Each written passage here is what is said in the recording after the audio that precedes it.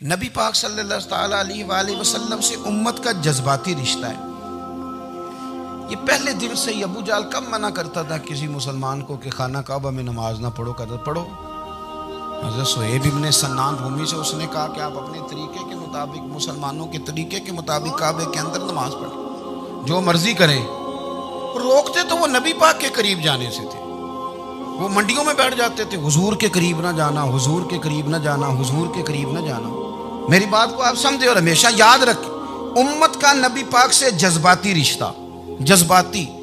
یہ جو رسول اللہ کی امت ہے یہ گناہ گار ہو سکتی ہے پر اپنے نبی کی غدار نہیں ہوتی. میں آپ کو صحیح کہہ رہا ہوں. میرے کلین شیو نوجوان کے کان میں آپ جا کے کہیں نبی پاک، چاہے اس نے نماز نہ پڑھی ہو، چاہے اس نے داڑھی نہ رکھی ہو، آپ حضور کا نام لیں اس کے رونگٹے کھڑے ہو جاتے ہیں. اس کی طبیعت، اس کا دل دھک دھک کرتا ہے. اس کی ایک ایک روح سے محمد محمد کی آوازیں نکلتی. یہ فیض ہے رسول پاک کا اور یہ کرم ہے اللہ کا اس امت کے ساتھ. امیر ملت پیر جماعت علی شاہ صاحب محدث علی پوری فرماتے ہیں ایک جگہ ہندوؤں کا جلسہ تھا، ہندو پنڈت تقریر کر رہا تھا. اس نے نبی پاک صلی اللہ علیہ وسلم کی شان میں معاذ اللہ کو بے ادبی کر دی.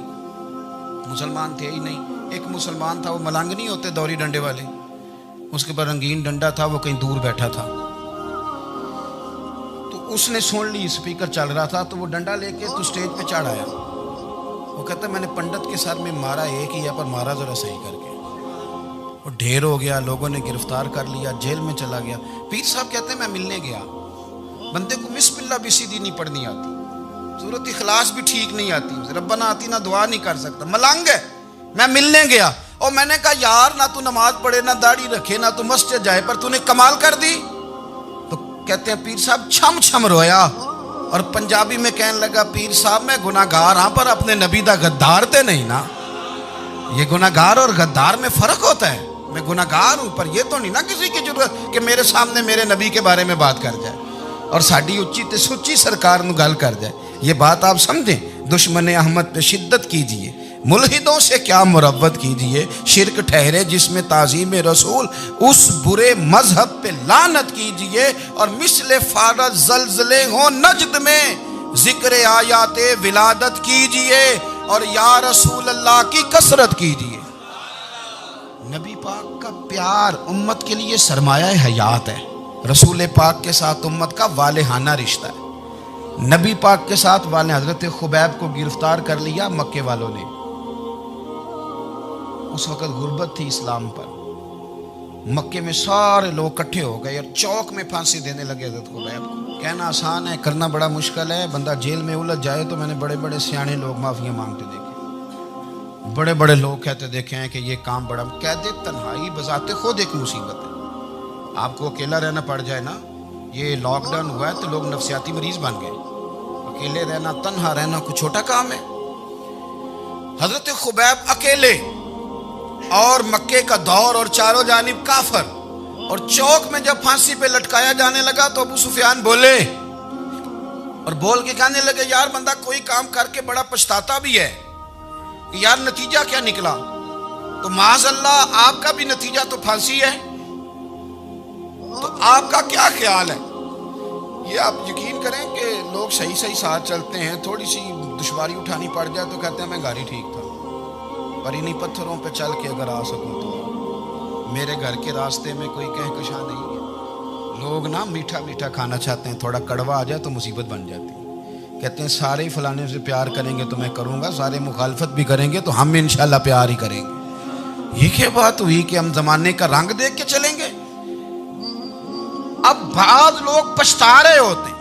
حضرت خبیب سے کہا، ابو سفیان نے ابھی کلمہ نہیں پڑھتے تھے، کہنے لگے تو اس وقت پھانسی پہ لٹک رہا ہے اور تیرے نبی مدینے میں اور آرام میں اور ان کے صحابہ آرام میں، اہل بیت گھر میں. تیرے ذہن میں اگر اس وقت یہ بات ہو کہ اس وقت تیری جگہ پہ وہ ہوتے معاذ اللہ، تو پھر کیا ہوتا؟ مجمع غیروں کا، علاقہ غیروں کا. یہ ٹائم آیا تھا اب نعرہ رسالت لگانے کا. اب ٹائم آیا حضرت خبیب نے نعرہ رسالت لگانا ہے، پر لگانا کس طرح ہے کہ کافر یاد رکھیں. حضرت خبیب سے کہنے لگے اگر تیری جگہ حضور ہوتے تو پھر تیرا کیا خیال ہے معاذ اللہ؟ تو حضرت خبیب کہنے لگے تم ابھی بھی نہیں سمجھے، ٹھیک ہے میں مکے میں اکیلا ہوں، سارے لوگ مدینے میں ہیں، پر میں پچھتا نہیں رہا، میں تو فخر کر رہا ہوں، میں فخر کر رہا ہوں اس لیے کہ چوری کر کے جان نہیں دے رہا، مدینے والے کی عزت پہ جان دے رہا ہوں، میں فخر کر رہا ہوں۔ فرمایا سن، تو کہتا ہے تیری جگہ حضور ہوتے اور تم انہیں یہاں معاذ اللہ پھانسی پہ لٹکاتے۔ فرمایا سن، میں تو یہ بھی پسند نہیں کرتا کہ میں گھر میں بیٹھا ہوں اور میرے نبی کو ہلکا سا کانٹا بھی چبھ جائے۔ ہمارا اپنے نبی سے محبت کا رشتہ ہے، ایک کانٹا بھی حضور کے قدم مبارک میں چبھے ہمیں برداشت۔ مجمع ان کا تھا، نعرے لگ رہے تھے، ہم نے مسلمان پکڑ لیا، لیکن حضرت خبیب نے اکیلے، اللہ کرے آپ کو میری بات کی سمجھ آئے، اللہ کرے آپ کو سمجھ آئے، اکیلے جب پھانسی کے تختے کے قریب نعرہ لگایا نا کہ میں تو کانٹا بھی نہیں چبھنے دوں گا اپنے نبی کو، اب سارے ہار گئے۔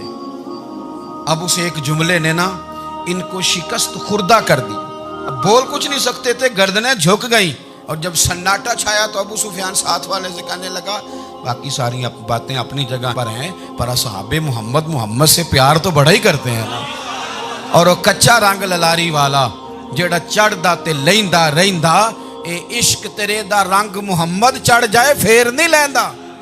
کہا یار پیار تو یہ کرتے ہیں نا، اس میں کوئی شک والی بات؟ اس پیار سے کافر ڈرتا ہے۔ نبی پاک کے ساتھ جذباتی وابستگی، حضور کے ساتھ غلاموں کا جذباتی رشتہ، اور نبی پاک صلی اللہ تعالیٰ علیہ وسلم کی آمد پر تشکر کے جذبات۔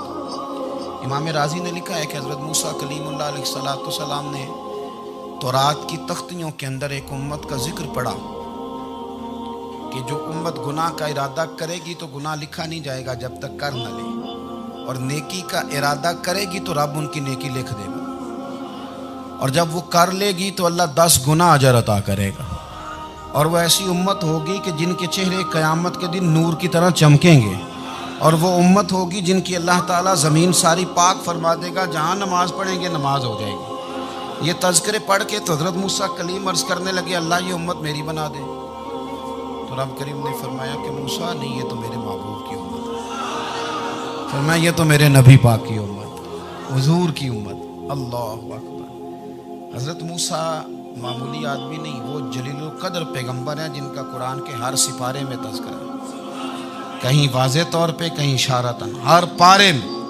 اور حضرت موسیٰ اللہ کے وہ نبی ہیں جو رب سے ڈائریکٹ باتیں کریں کوہ طور۔ کہا اے موسیٰ یہ امت تو میرے نبی کی ہے، تو حضرت موسیٰ علیہ السلام عرض کرتے ہیں، امام رازی نے لکھا ہے، کہتے ہیں اے اللہ پھر مجھے اپنی نبی کی امت میں شامل کر۔ او یار ہمیں لوگ کہتے ہیں میلاد نہ مناؤ، جس امت میں آنے کے لیے حضرت موسیٰ نے دعا مانگی، جس محبوب کی غلامی کے لیے، ہمیں تو دعا بھی کوئی نہیں مانگنی پڑی، اللہ نے فضل سے ہی مدینے والے کا غلام بنا دیا۔ تو ہم حضور کے تذکرے نہ کریں، ہم تشکر نہ کریں، ہم نبی پاک صلی اللہ تعالی وسلم کی نعت نہ پڑھیں، ہم حضور کے آنے پر جشن کا اظہار نہ کریں، ہر وہ جائز طریقہ جس سے اظہار خوشی ہو سکے وہ میلاد پہ کرنا چاہیے، اور اس کے لیے اسباب بنانے چاہیے۔ امت کا ایک جذباتی انداز ہونا چاہیے نبی پاک کے ساتھ، ایک وارفتگی، ایک ذوق، ایک طبیعت کے اندر وجدان۔ نعرہ مطلب اس طرح نہ ہو کہ بس چل رہا ہے کام، میں نہیں ہوں قائل، میں کہتا ہوں پہلے تو کوئی لگائے نا، اور پھر نعرہ جب لگتا تھا نا تو مسلمانوں کے یہاں نعرہ لگتا تھا تو بڑے بڑے لوگ کانپ جاتے تھے۔ صوفیاء نے لکھا ہے کہ حضرت عمر نے جب کلمہ پڑھا نا تو 39 بندے کلمہ پڑھتے تھے، تو نبی پاک نے رات کو دعا مانگی، اے اللہ عمر کو مسلمان کر کے اسلام کو عزت دے۔ حضرت عمر سویرے آ گئے، میں وہ تفصیل میں نہیں جاتا، بات لمبی۔ حضرت عمر جب آئے نا، اور انہوں نے آتے جب کہا نا کہ میں کلمہ پڑھنے آیا ہوں، تو حضور اتنے راضی ہوئے کہ نبی پاک نے کہا اللہ اکبر، تو صحابہ نے نعرے لگائے اللہ اکبر اللہ اکبر، یعنی 40 لوگ مسلمان ہوئے تو نعرے لگے۔ ہمارے صوفیاء کہتے ہیں حضرت عمر کے آنے پر جب نعرے لگے تو بتاؤ کہ وہ تو نعرہ تکبیر لگا، نعرہ رسالت کیوں نہیں لگا؟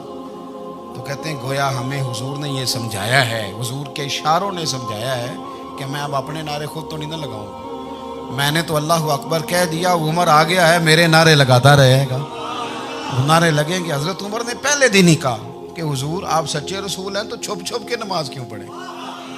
شروع ہو گئے نعرے، حضور آپ سچے ہیں تو چھپ چھپ کے نماز کا کیا معنی ہو؟ تو حضور نے فرمایا تیرا کیا ارادہ؟ عرض کی حضور سارے نہیں، ایک میں ایک امیر حمزہ، ایک لائن کے آگے وہ لگ جائے، ایک کے آگے میں لگ جاؤں۔ اور باقی مسلمان جتنے ہیں کل 40 تھے، پیچھے 18 19 بچیں گے، ایک لائن میں وہ ہو جائیں، ایک میں آگے، ایک میں امیر حمزہ ہو، ایک میں ہوں، تو دیکھ لیتے ہیں یہ ہمیں نماز کیسے نہیں پڑھنے دیتے۔ ہاں دیکھ لیتے ہیں، آئے نا میدان میں، ادھر آ ستمگر ہنر آزمائیں، تو تیر آزما ہم جگر آزمائیں، اور غلامان محمد جان دینے سے نہیں ڈرتے، یہ سر کٹ جائے یہاں رہ جائے کچھ پرواہ نہیں کرتے۔ فرمایا بھی پتہ چل جاتا ہے نا، ایک لائن میں حضرت امیر حمزہ ہو گئے، ایک میں حضرت عمر ہو گئے۔ پہلے یہ مارتے تھے جو حرم شریف میں مسلمانوں کے طریقے پہ نماز پڑھتا تھا، یہ جلوسوں کی بڑی برکت ہے، اندر بیٹھے رہے نا چپ کر کے، نکل جائیں تو پتہ کچھ بھی نہیں چلتا۔ جب نکلتے ہیں نا لوگ کہتے ہیں جلوس کیا کا معنی ہے، تو میں بتاتا ہوں نا جلوس کا معنی کیا ہے۔ حضرت عمر نے باہر نکلے 2 لائنوں کا جلوس، لمبا بھی کوئی نہیں، بندے بھی 40، اور جناب فاروق اعظم باہر نکلے تو عمر کا نعرہ، عمر کا، حضرت عمر نے یوں کر کے آستینیں بازو کی چڑھا لی، اور اپنے گلے میں جو ان کے رومال تھا نا اس کو یوں سینے پہ باندھا، اور اس ہاتھ میں تلوار تھی تو یوں کر کے باہر لہرائی، کہنے لگے او مکے کے کافرو ادھر آؤ میرے سامنے، جس نے اپنی بیوی بیوہ کرانی ہو، جس نے بچے یتیم کرانے ہوں، وہ آئے میدان میں، مصطفیٰ کے غلام آج سڑکوں پہ نکل آئے میدان میں ہمارے سامنے ہمارا مقابلہ کرے، آئے نا میدان میں، ہم نکلے ہیں، اب ہم یہاں کعبے میں اعلانیہ نماز پڑھیں گے، ہم پڑھیں گے، طاقت ہے تو آؤ نا ہمارا مقابلہ کرو، آؤ۔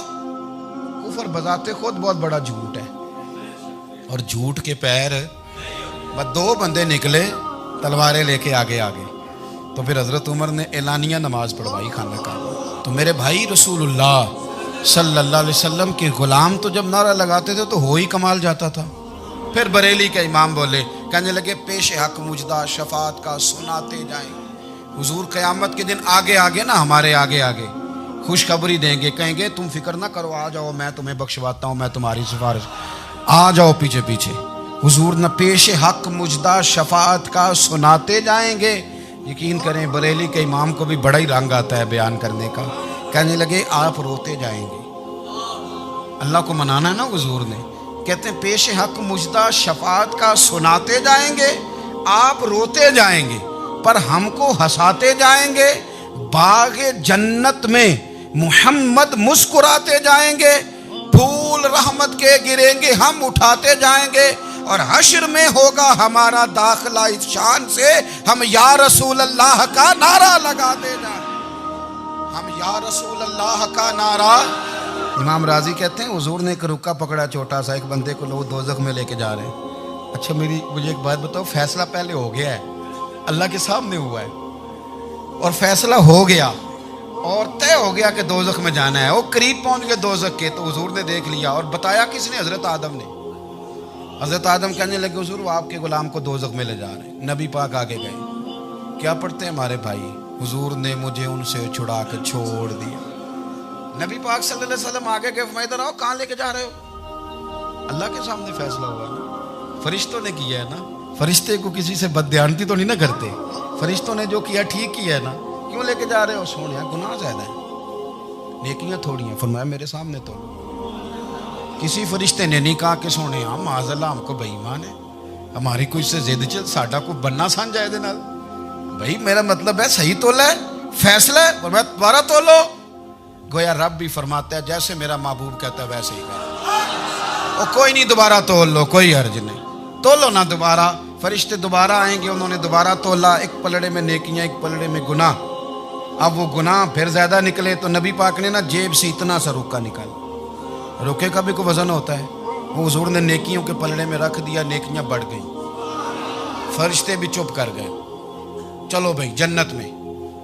میری طرح کا تھا نا پتہ سارا ہے سردار نے کی دیا، پتہ تو تھا نا اسے من آنم کے من دانم، تو سیدھا حضور کے قدموں سے جا لگا، کہنے لگا سونیا میں تو ساری زندگی گناہ کرتا رہا، یہ کون سی نیکی ہے؟ تو حضور فرمانے لگے چپ کر، جنت کا دروازہ کھول گیا، تو جا جنت میں۔ حضور رکے میں کیا ہے؟ فرمایا تو نے ایک دن درود و سلام نہیں پڑھا تھا، میں نے تیرا سنبھال کے رکھا ہوا تیرا درود شریف، وہ نعرے رسالت نہیں تو نے لگائے تھے، وہ تو کھول کے میرے تذکرے میں نے تیرا سنبھال لیا، دوزخ میں تو کیا میرا سایہ نہ جائے، کیونکہ رسول پاک سے دیکھا نہ جائے، میرے رسول پاک۔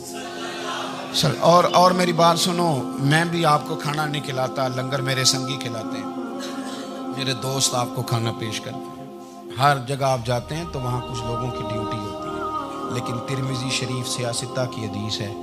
حضرت انس نے پوچھا تو حضور قیامت میں کہاں ملیں گے؟ فرمایا حوض کوثر پہ. حضور وہاں انس پانی پلائیں گے کہ بلال پلائیں گے کہ سہیب پلائیں گے؟ فرمایا نہیں، امت پیاسی آئے گی تو میں اپنے دست مبارک سے پانی پلاؤں. حضور وہاں نہ ملے تو فرمایا پل صراط پہ آنا، امت گزرے گی تو میں رب سلم کی دعائیں کروں گا. تو اعلیٰ حضرت فرماتے ہیں جب حضور دعا کر رہے ہیں تو ڈرنے کی ضرورت کیا ہے؟ خدا کی رضا چاہتے ہیں دو عالم، خدا چاہتا ہے رضائے محمد، رضا اب پل سے وجد کرتے گزری کہ ہے رب سلم دعائے محمد صلی اللہ ہو. حضور وہاں ملاقات نہ ہوئی تو پھر اس حدیث کو بھی یہ حدیث مضبوط کر دے گی. حضور فرمانے لگے پھر میزان عمل پہ آ جانا، امت کے عمل تول رہے ہوں گے اور میں کامیابی کی دعائیں مانگ رہا ہوں گا. تو جس کے لیے حضور دعا مانگیں گے ناکام ہوگا، ناکام ہوگا. اپنے بچوں کو حضور کی محبت سکھائیں، نبی پاک صلی اللہ علیہ وسلم کی غلامی کریں. آپ کا رشتہ نبی پاک کے ساتھ مضبوط ہونا چاہیے، آپ کے تعلقات حضور کے ساتھ مضبوط ہونے چاہیے. اور آپ نے دائیں بائیں نہیں دیکھنا کہ پراپوگنڈا کیا ہے، لوگ کیا کہہ رہے ہیں. لوگوں کو دیکھ کے جو لوگ رستہ بناتے ہیں وہ پیچھے رہ جاتے ہیں. آپ نے یہ دیکھنا ہے کہ میرا حضور سے نسبت کا تعلق مضبوط ہے. کوئی کدھر جا رہا ہے اس سے ہمیں کوئی تعلق. اس وقت عالمی حالات کیا ہیں، قومی حالات کیا ہیں، معاشی حالات کیا ہیں، جرنلسٹ کیا کہہ رہے ہیں فلانے کے، ہمیں اس سے غرض نہیں ہے. ہمیں تو اتنا پتہ ہے کہ ہم نے اپنے نبی کو راضی کرنا ہے. تو اس لیے